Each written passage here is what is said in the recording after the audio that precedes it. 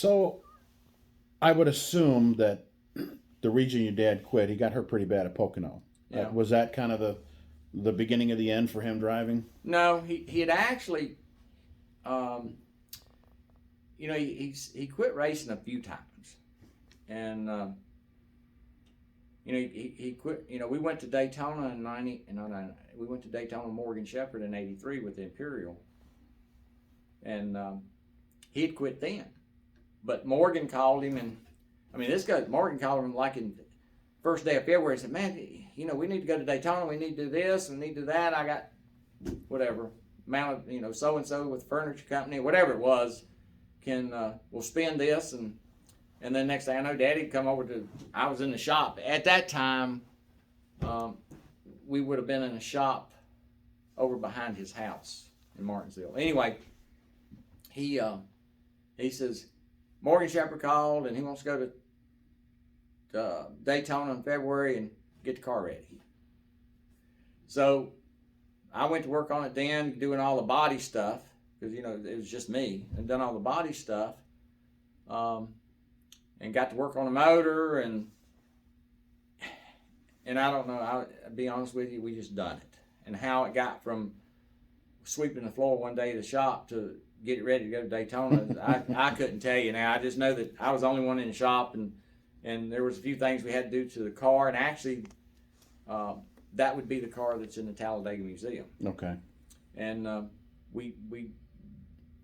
say we, I'd have buddies that come by in the afternoons, but we got the car ready to go. I got the engine ready to go, put it in.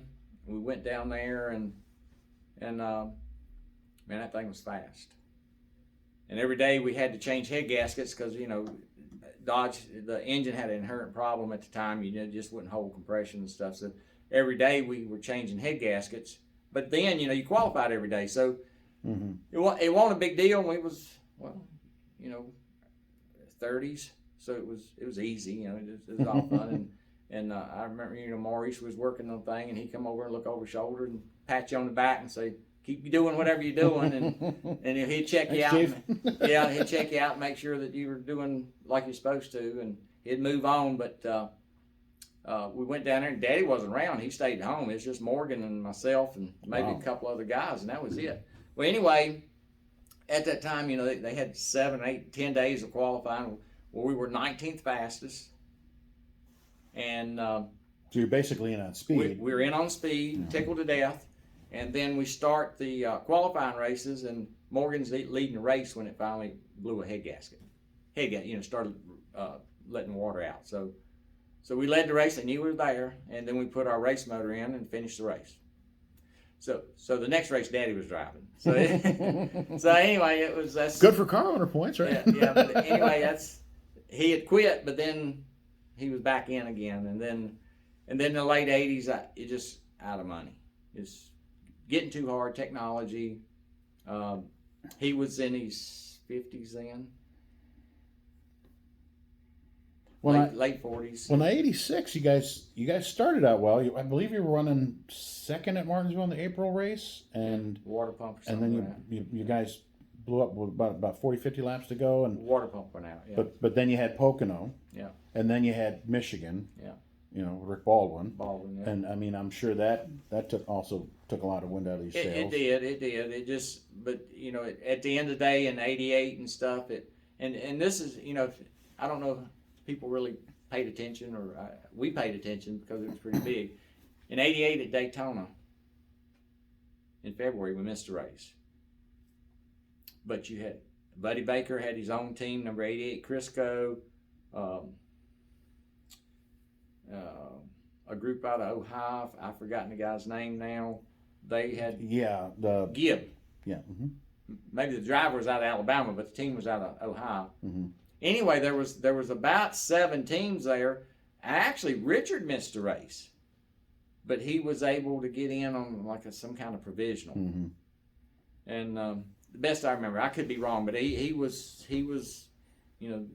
somehow or another they weren't having a good run. Let's put it that way. And anyway, there was about 7 or 10 teams there that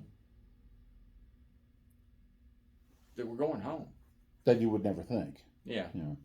And it was just too much, too many. And that all of a sudden you had an influx of new race teams and a starting field at the time of 43. I'm not sure which, but 43 I think it was. And you had 50 cars more. So And then that was it. That was it. And then it was qualifying. There was no. You had a point system going on, but it didn't work like it did today.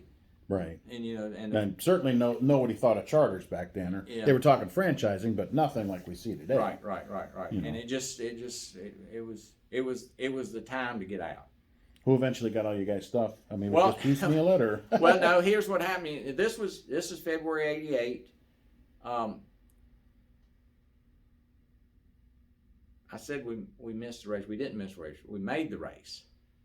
He sold his car to the Give Boy. Okay. It was actually the car was a Monte Carlo, Okay. and he sold it to the Give Boy. He wrecked the car in the qualifying race, and then he bought Jimmy Mean's car. And he run the race, and then after the race, everybody goes back home. Daddy ended up buying the car back, and we fixed it, and then we took it to Bristol with Brad Teague. Okay. So he was semi-quit at the time. But it's close to home. It's Yeah. And then he went to, I think he ended up driving a few races, and I think his last race would have been Daytona in July, I think. Then it was over with.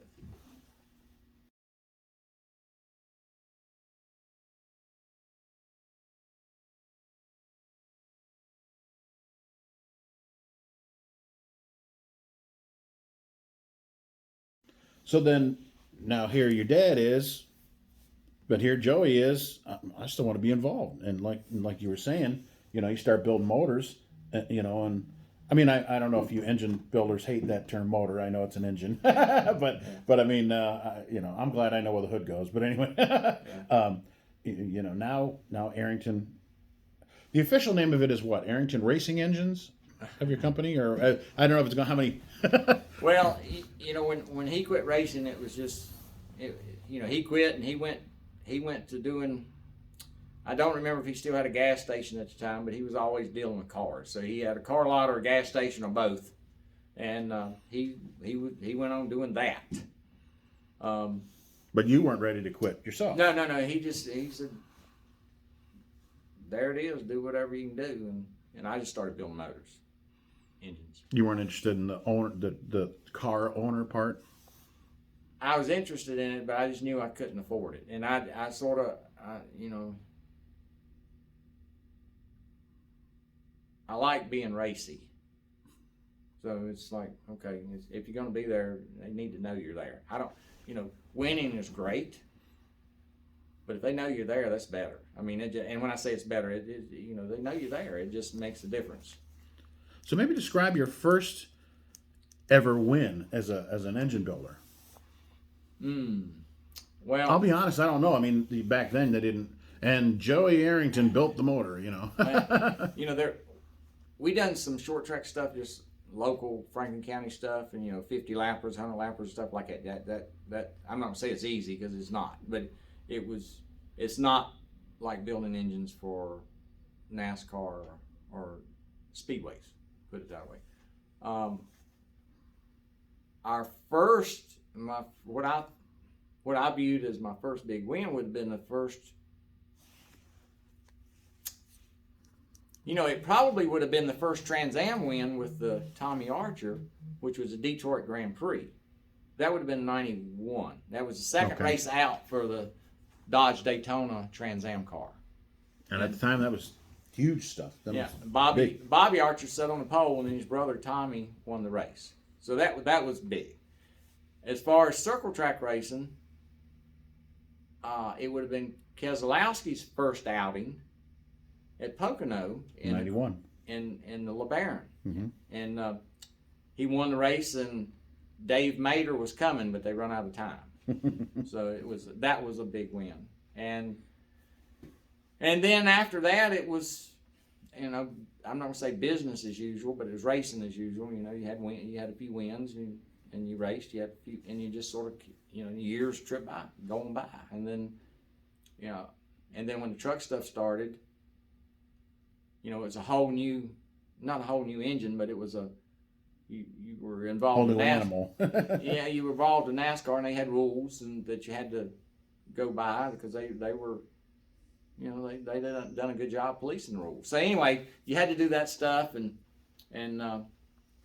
we had a few wins in the early years, and then in 2001 when they announced Cup stuff, now Dodge is in, so it changed the whole way you do business. And did they come to you right away, or? Well, the very first meetings that Dodge marketing and NASCAR had that I'm aware of is for engine stuff was at my shop in Martinsville. Okay. You know, and you know, Dodge really didn't know at the time of what all. You know, this is '95. You know, Dodge really was. They were the new kids on the block and really didn't know. And really, I say MoPar, not Dodge. And and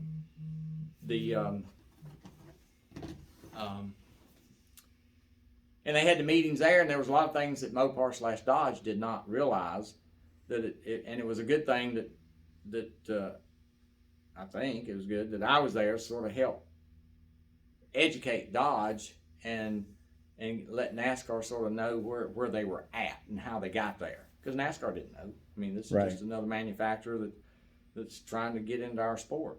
So, but anyway, that sort of went on. That was, as far as I know, that was the first engine meeting between MoPar and Dodge, and then it just went on from there. But you know, we started doing work for MoPar for the circle track efforts, you know, in the mid '90s.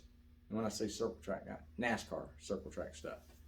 And then at the end of '99, when they announced they were going back Cup stuff, you know, it just a whole new era started for me. It was you had a budget and you had real development money, and you No more gas station bay. you know, you didn't have to get up in the morning and pump gas and work on engines at night. So. But now it's also a different animal. Now you got contracts. Now you got deadlines. Now you got, you know, well, I need more horsepower. You know, I need this. I need, you know, but I don't want to pay for it. I'm sure you heard that. But well, you know, save me some money. There's one thing that you know, we've all had the good, bad, and the ugly. You know, yes. Whether you're racing or you work across the street at a retail store. I mean, you got to deal with people. You got to deal with yourself. You got to deal with your wrong decisions. You got to deal with your bad decisions. But fortunately, from 1991 until 2009, my dealing with Dodge was no contract. Oh wow! Okay. It was a handshake, a nod and a handshake, and you know, especially when it started, you know, there was fax machines were just sort of coming around, but most of it was just a phone call. And wow. But anyway, now some of as time went on, as you know, in the mid 2000s, you know, you had to deal with teams with contracts. But with the Dodge thing, we'd sit down over the telephone, and then by this time in 2000, you know, you got emails and stuff, and you typed some stuff back and forth. You had that, but there never was a lawyered up contract.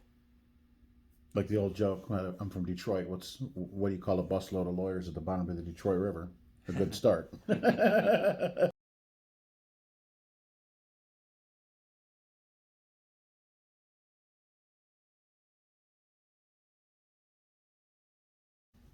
Well, first of all, I've heard the rumors. Do I believe them? I have no idea.